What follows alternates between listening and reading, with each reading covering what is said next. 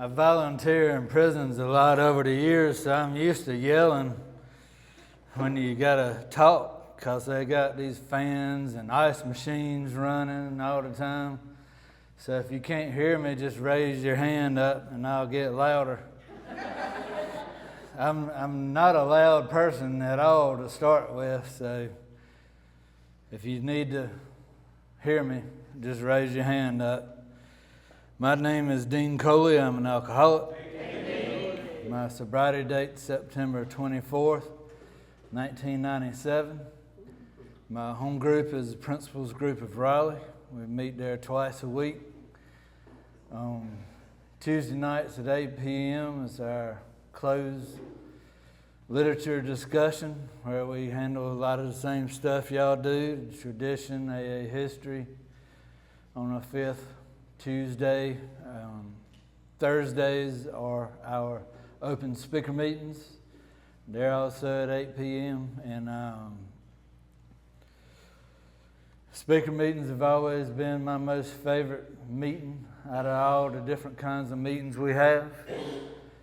So I can just sit back and listen while somebody else shares, and I don't have to think about what I'm going to say when it comes around to being my turn, or planning out what wonderful thing that I'm going to tell everybody. I can just sit back and listen to the speaker, and I've learned so much about myself over the years, about my own alcoholism and how that's affected my life just through listening to other speakers. However, I much prefer being out there in the audience than being the one doing the speaking. My first two speaker meetings were two of the worst drunks North Carolina has ever put out. One of those speakers was Gertrude Brown, the mother of Jeff that just spoke here maybe 1 or 2 months ago. And the other speaker was a man named Robert Holly that has affected a lot of members in this group. And I'm 21 years old at the time, and I'm listening to these two drunks tell their story. And my drinking was nothing like these people. I mean, they were real pros at getting drunk. Never compared to their drinking. But what I identified with was how they felt, the guilt, the shame, the remorse, all the inadequacies they had before drinking, how drinking changed their lives. And that's what I identified with. Unfortunately, a lot of people, and I wasn't very open-minded, but I just happened to be listening to these two people speak at the time. And I did not get sober after that. My first trip to Alcoholics Anonymous, I was 16 years old. I'd been drinking I've drank all my life up till getting sober. But I never got drunk until the age of 12, and so I'd only been drinking for 4 years. And in that 4-year period of time, my life had completely changed from what I was at 12 years old. 12 years old as a kid that went to church every Wednesday and Sunday. Made A's and B's for grades at school. I played sports in the community. Had a lot of friends that I grew up with in that community. I would say that I was a good son, but I just had a lot of problems dealing with life and facing, or just dealing with the emotions that came along with a tough life at the age of 12 years old that I thought I was having, which is ridiculous now, that I'm older and I see all the things we have to do on a daily basis. And at 12 years old, life was too overwhelming for me then. And nobody never made that connection for me in church that God could help me with that stuff. I don't know if he would have been able to, because I was already lying, I was already stealing, I was already doing things that I thought separated me from God. And I don't know if I could have found that relationship. I also had a lot of mixed ideas about God. What I saw going on at church and in my friends' homes was not what was happening in my home. My mother in my home, she was the Baptist, and my father was the drunk. And it's just, a lot of mixed messages going on there. And I had a hard time dealing with that. I took it all personal. I didn't know that he had an illness. I couldn't understand those things at that time. We didn't talk about stuff in our home. I had a tough time dealing with it, to the point of wanting to commit suicide. I would plan ways to do it. I would hold a pocket knife up to my neck, crying in bed, wanting to kill myself, but just could never do it. And I found at 12 years old, if you drink enough alcohol, all that stuff will be removed immediately.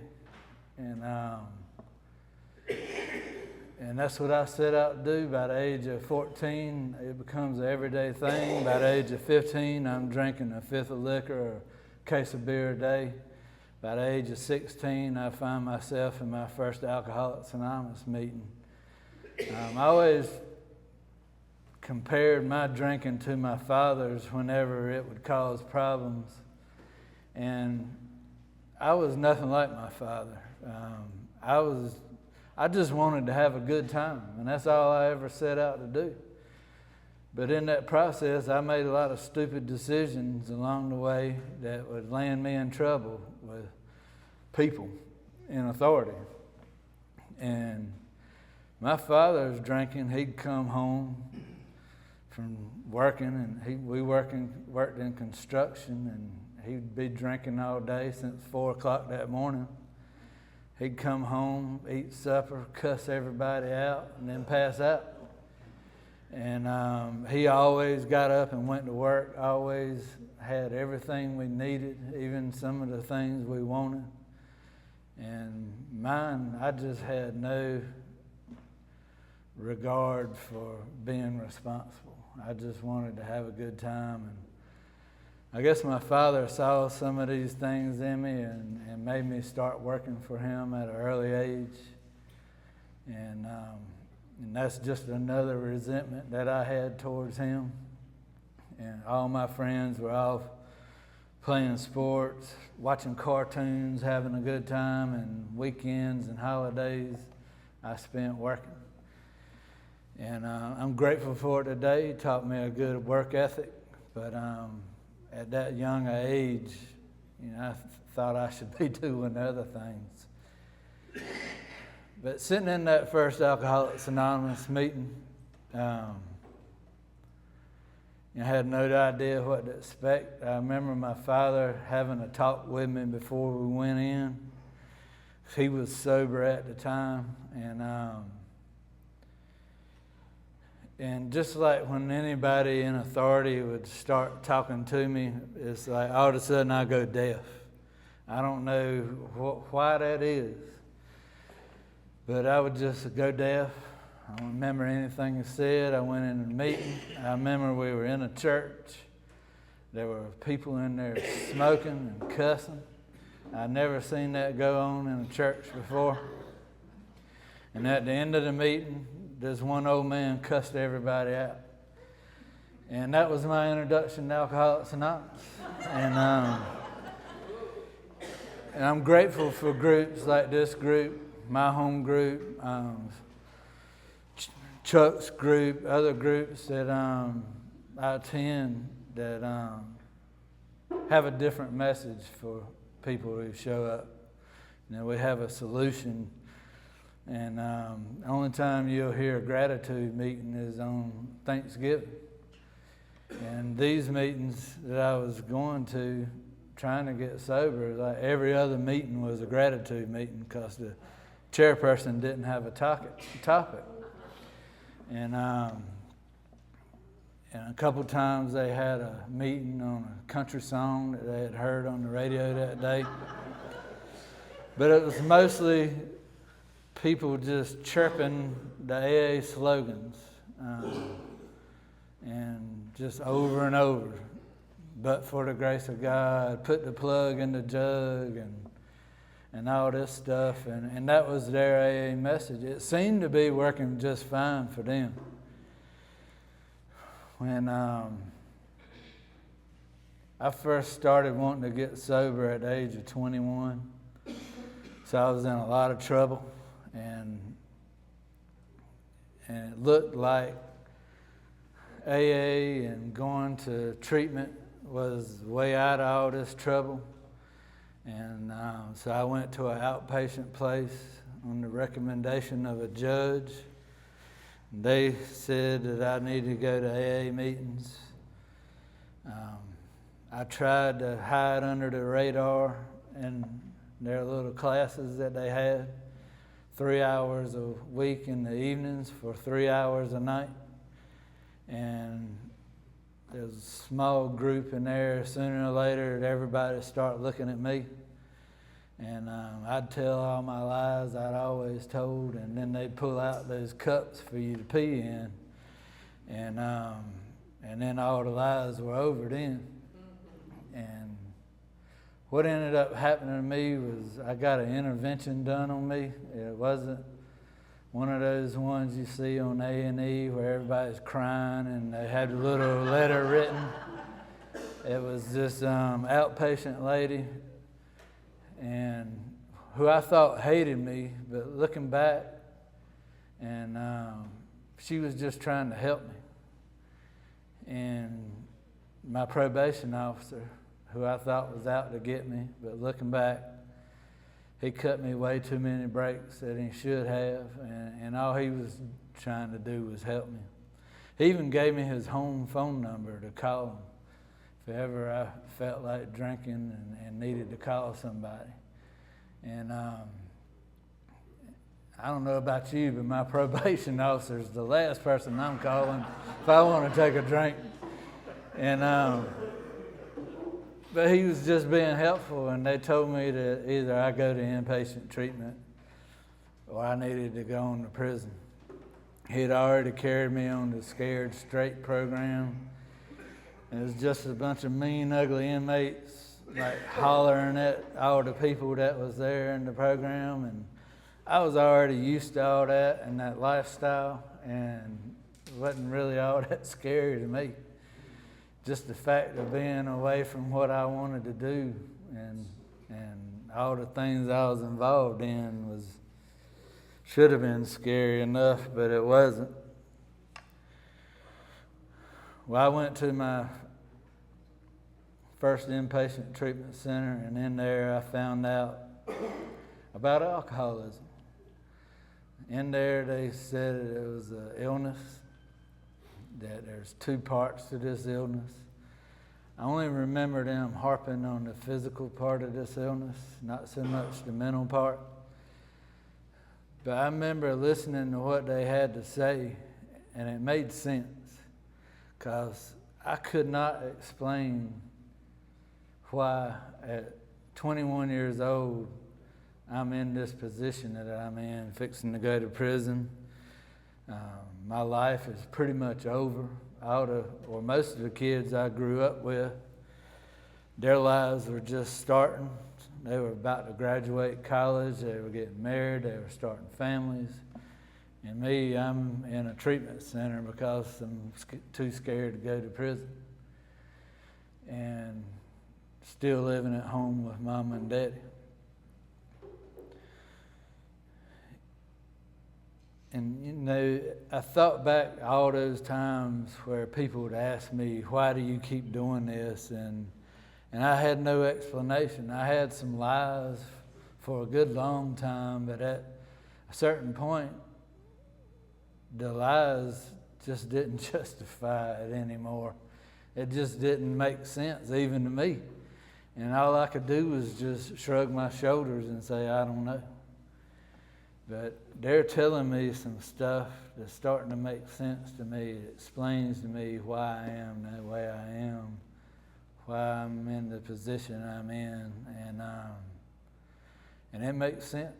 And I could identify with the physical part of this illness. Not so much with the alcohol, but with all the other substances I was dealing with. I could really identify with the physical part of this illness. But the more I thought about it, I could see I had a fake ID since I was 18. And I could see how I would go to bars and tip the bartender good, make sure she saw me tipping her good. So when my drink got low, she'd have another one ready for me. And how frustrated I would be and impatient when that drink was not ready and she was waiting on other people. That wasn't me just being frustrated and impatient. That was the phenomenon of craving. All those times being underage, trying to drink, and you get all your money up for beer and alcohol and start drinking, and then the night's over with.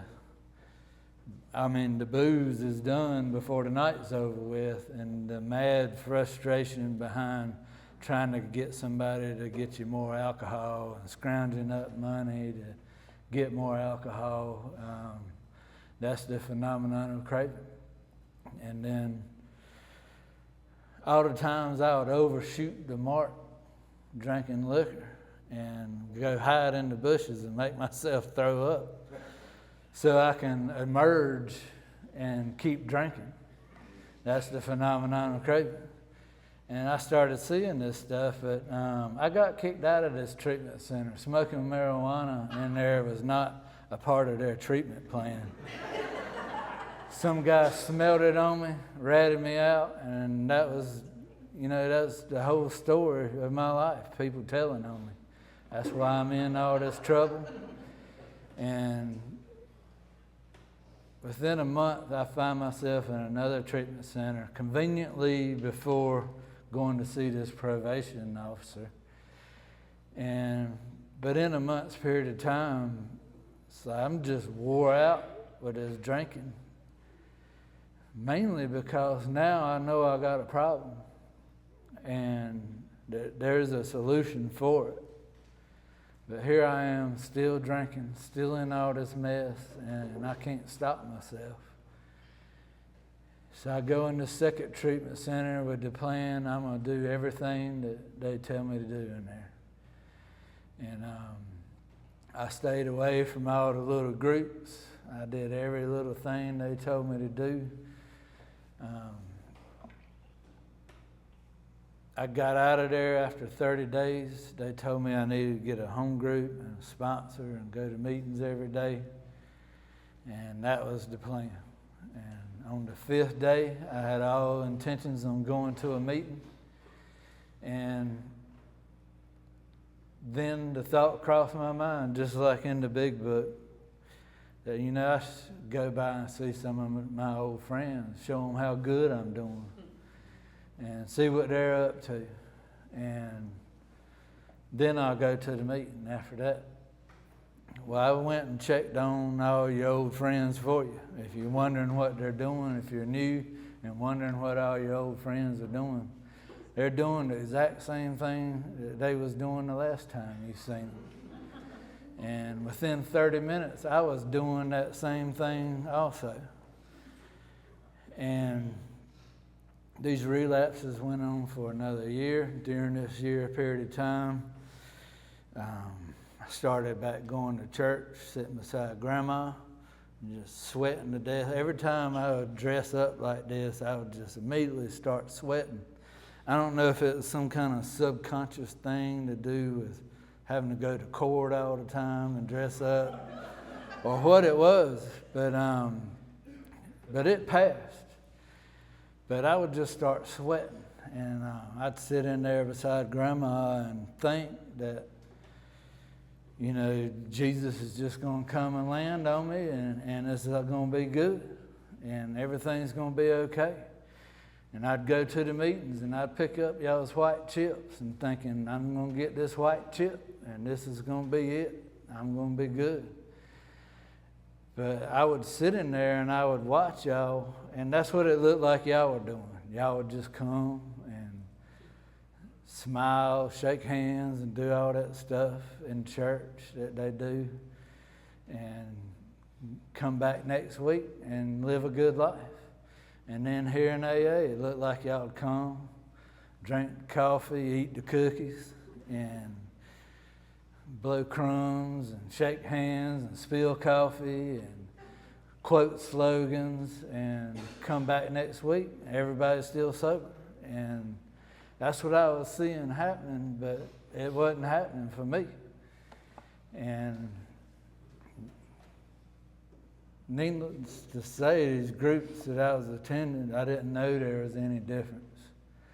They didn't stress sponsorship and home group and things, and practicing these steps in those meetings. And in fact, I chaired a meeting after getting sober at one of these groups. They would just let anybody chair the meeting, and I was newly sober and crazy and just trying to keep myself busy, so I would always volunteer to chair the meetings.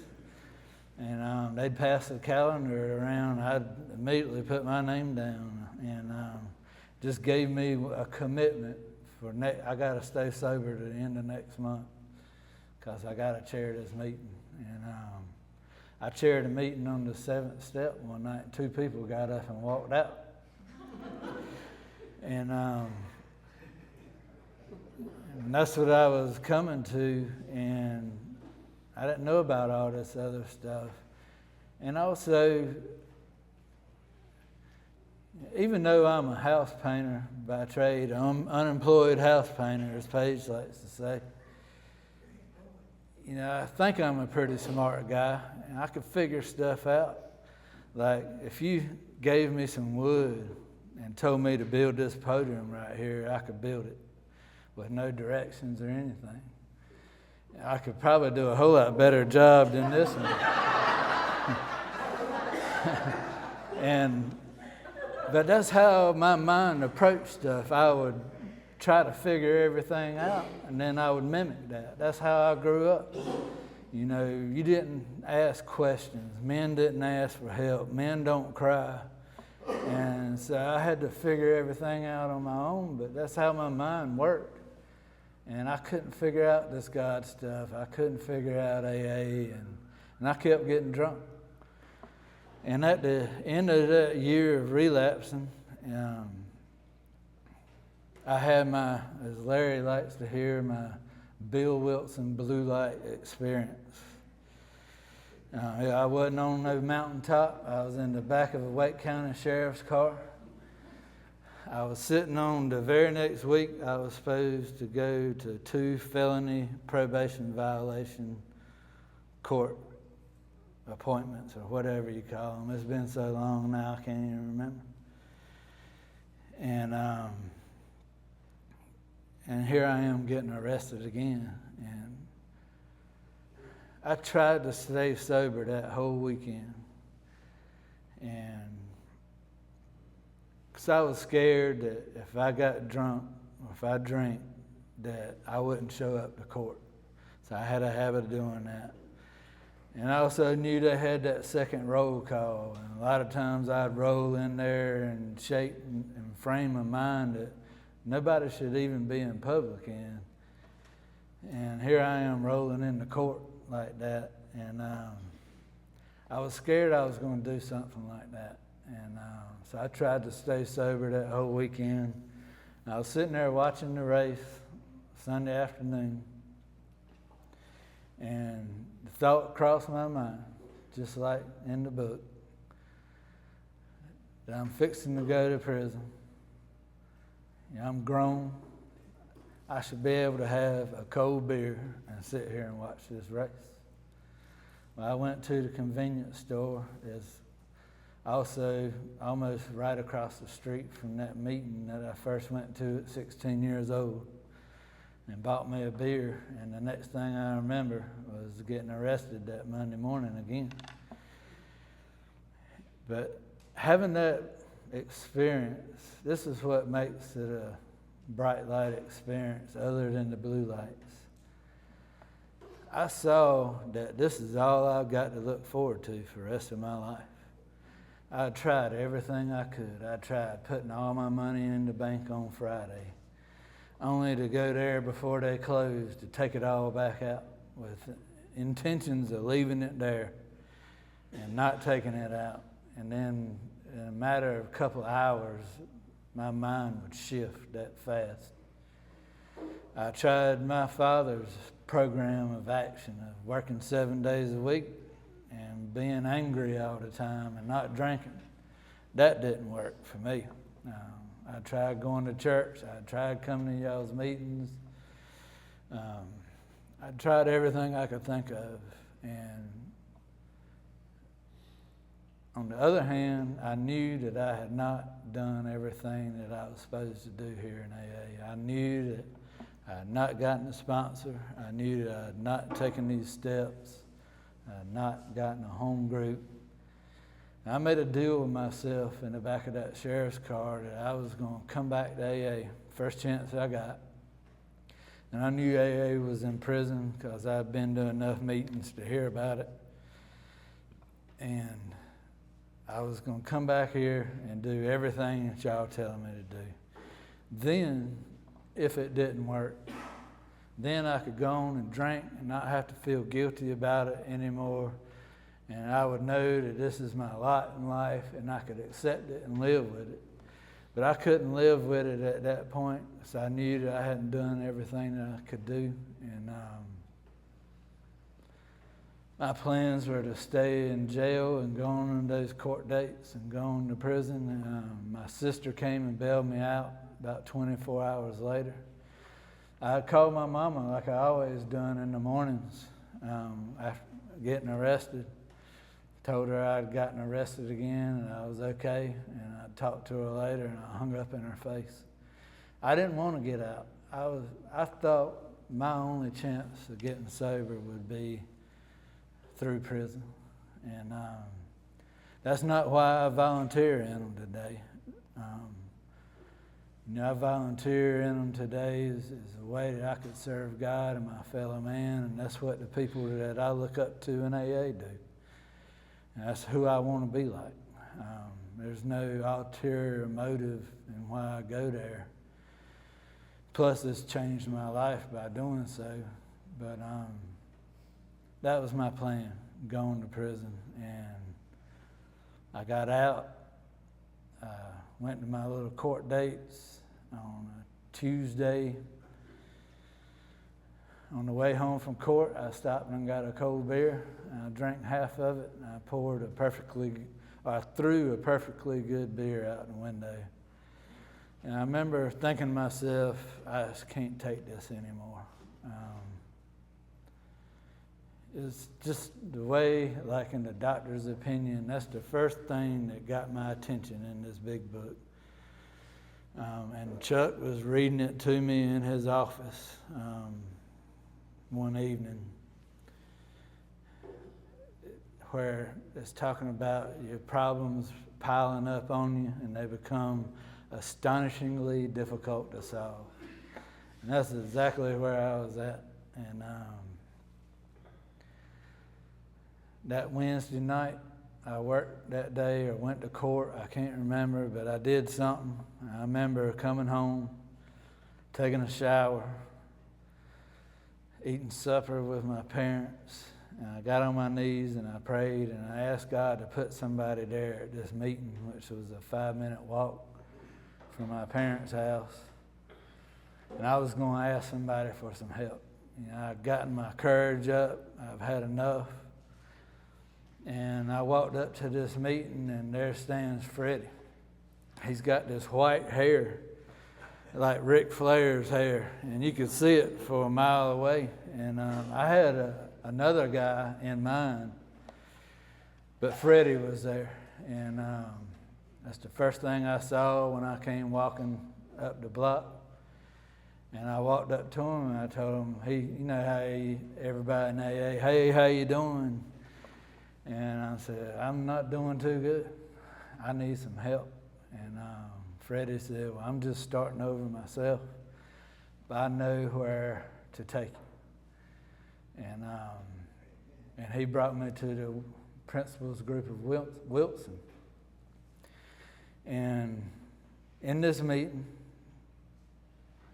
I'd never seen anything like it before. They were talking about the steps. They were talking about how the steps had changed their life. They were talking about sponsorship. They were talking about how their sponsors helped them and how to make it easier for me to think that it's not that big of a deal to ask somebody to sponsor you. I thought it was like asking somebody to marry you. It was like a lifelong commitment. You had to choose the right person. And this is me, again, trying to figure stuff out. You know, an idea of God, and at an early age, you know, I thought I had to become a preacher or a missionary in Afghanistan. It's just like my mind would just take stuff to these extremes that weren't even true. And they were talking about home group. Everybody looked like they was having a good time. They were welcoming. And I knew that's where I needed to be if I wanted to stay sober. And I immediately made it my home group. I was still on the limb about this whole sponsorship thing, but I had plans to get a sponsor. I'm going to get one. And what happened to me was that obsession to drink came back. And this is a part that I hadn't learned about before, about the other part of this illness that centers in our minds, that I've got a mind that'll convince me that it's okay to take a drink. At the same time, I know it's a terrible idea for me to drink, but I'll end up believing that lie that I tell my own self every time. And out of those examples that I gave earlier about the thought crossing my mind, and that's what that was, but I didn't realize it at the time. And when those thoughts would come, nothing would stop it. It was like a steamroller. And it would just roll over you and over you and over you. And the only thing that would stop it would be taking a drink. And these thoughts came back. And I'm 2 months sober. Court stuff is over with. I just get more concurrent probation on top of all the other concurrent probation. Mainly because my probation officer went up there and spoke for me and told the judge what I was doing, how good I had been doing. And the judge asked me how long I had been sober, and I remember telling him 60 days. And he just gave me more probation. And almost immediately after that, all the heat's off. Now this thought to drink comes back. And this is where I get a full knowledge of my condition, about exactly how powerless I am over alcoholism. Before getting sober, even though I knew I was powerless over alcohol, I was still dictating power over it by picking and choosing what I would do and not do here in Alcoholics Anonymous. That's me taking that power back in my hands. And I prayed for 2 weeks asking God to remove that obsession to drink. At the same time, wanting to drink, figuring out ways to drink, and I'd pray that prayer over and over and over. And at the end of that 2 weeks, I got a sponsor, and I remember going to bed one night and praying just like y'all taught me, ask them to keep you sober in the morning and thank them at night. I mean, I grew up in church and knew how to pray, but y'all's prayers just made more sense to me. Even today, most of my prayers come out of this big book. I've worded them and changed them the ways that fit me that I could remember them. But most of my prayers come out of this big book. And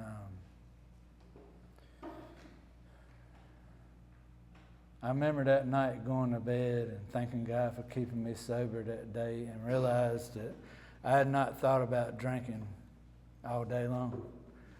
And that was my first experience with step 2 and understanding how God can restore me to sanity.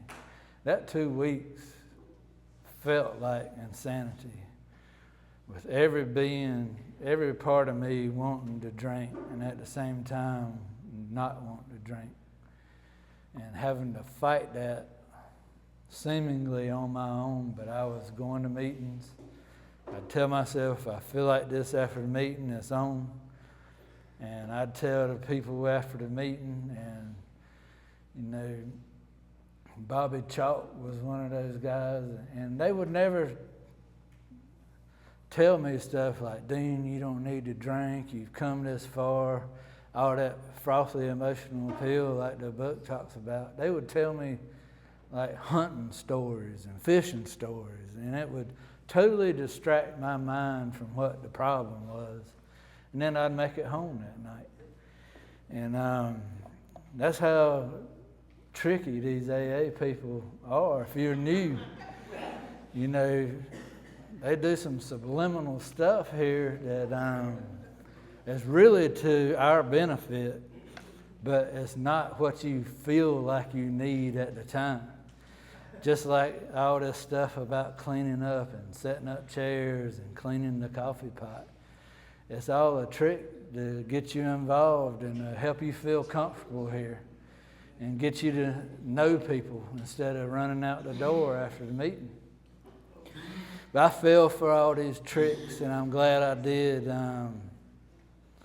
I've made a lot of friends through that stuff. My life is nothing like it used to be. I'm not the same person that I used to be.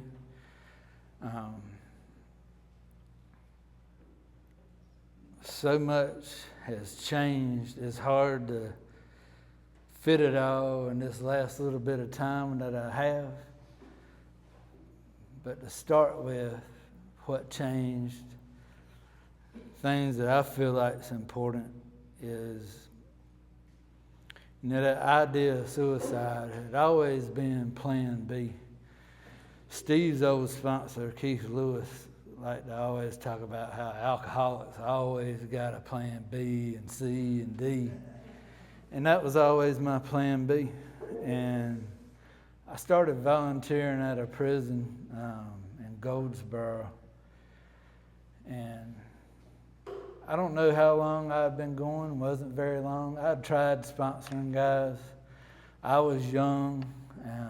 I would get these young guys to sponsor. I'd get them through the steps, and they'd find a girlfriend, and then they'd disappear. And so I wasn't having a lot of luck changing people's lives on the home front. And I started going into this prison, and just one day I realized that the idea of suicide and me taking my own life was no longer there, and hasn't been there since. I've found a purpose for my life, and that's here in Alcoholics Anonymous. And I got hooked, and I tried to measure up to some of these men in this room, and I promise you, you could never keep up with them. But I tried, and what happened during that time of trying is my life changed. These steps began to work in my life. My relationship started changing. My family started looking at me and treating me different. That father of mine that I absolutely hated, I even plotted and planned on how to kill him one time.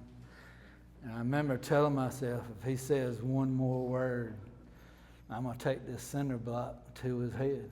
And we were working on a job. He was really drunk, running his mouth. And for some reason, he didn't say anything else. You might have a different speaker up here. But this is how bad I hated this man that was my father. And Alcoholics Anonymous changed my view of him. It changed our relationship. He would never tell me to myself how much he respected me and loved me, but he would tell everybody else. And then I would hear about it through others. He was just one of them hard old men that didn't do stuff. Like my wife's son, he's a hugger, and every time I'm like, it doesn't come natural to me. I even started out going to NA meetings, and man, these people, all they want to do is hug over there, and I couldn't take it. And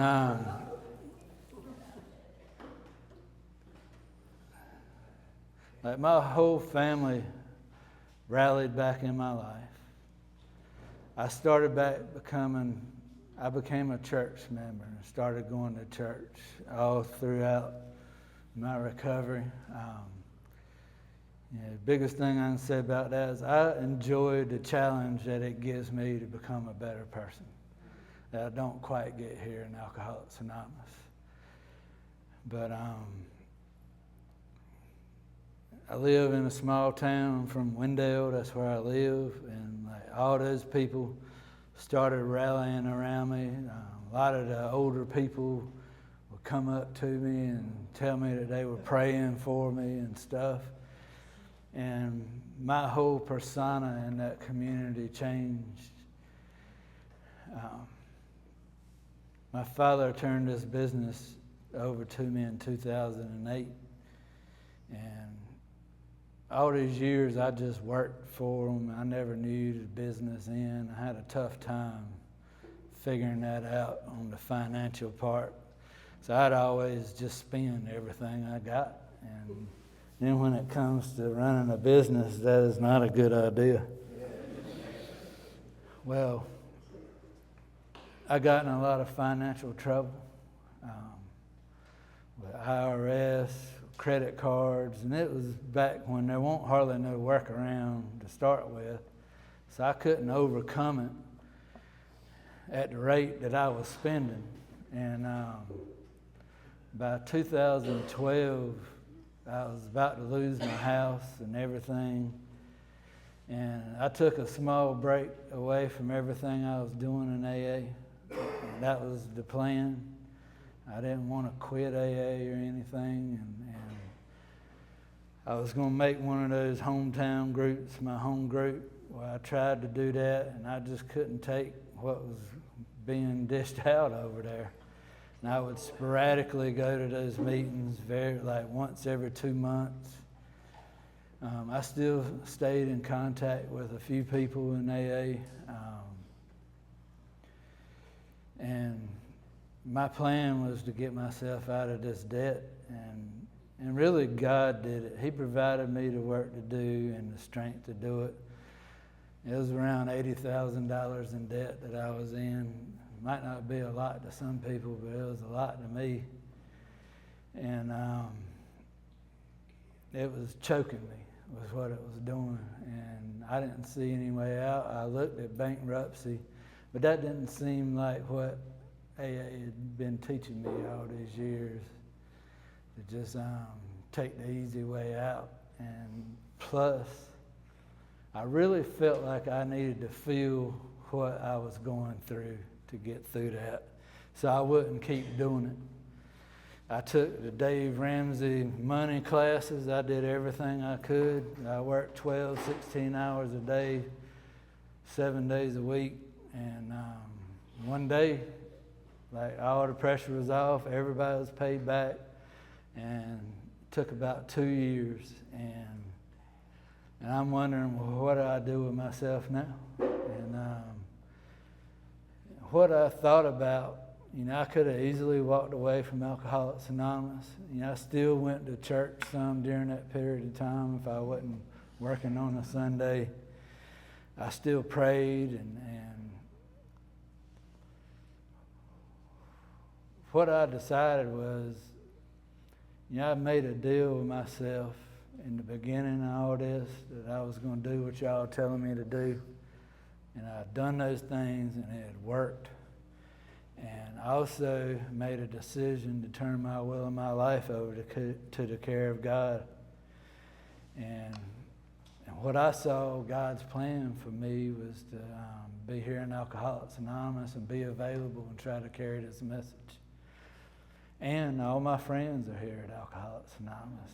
So I started coming back, got back involved. It was like I'd never gone anywhere.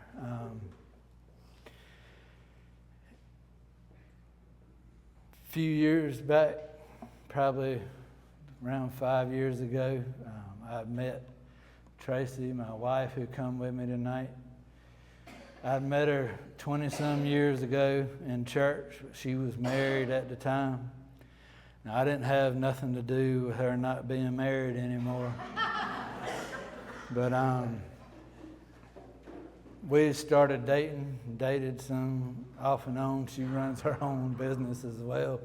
A lot of times we just kind of didn't date. We'd just rather go home and not have to look at anybody for the rest of the day. But sporadically we dated and then got serious about it for a year there, and ended up getting married. After I'd given up trying to date, I made a decision that I'm just going to do Alcoholics Anonymous and try to help drunks. That seems like the only thing that works for me. And my business had gotten really good and has stayed good over the years since that money problems. And we got married. And, I had a lot of fears about getting married because I was 40-something years old before I finally did get married.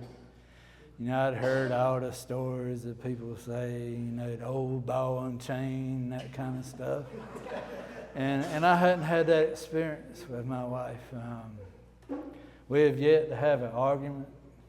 We both pretty much got the same sick sense of humor. We both work hard, and we're probably just too tired to argue at the end of the day. And we've had a great time. She comes to these meetings and supports me here in Alcoholics Anonymous. She's already made her quite a few friends here as well. When she's not at open meetings with me, people ask me, "Where's Tracy?" And I said, "Well, she's probably home drinking tonight." We've had a great time together. And I want to thank this group for, again, asking me to come and speak. It's an honor to be asked to come to this group and speak, especially with the people that I love and look up to in this group. And especially since y'all only have 12 speakers a year. It's a big deal to get to be one of the 12, like the 12 disciples. And I really appreciate the opportunity, and thank you everyone for listening.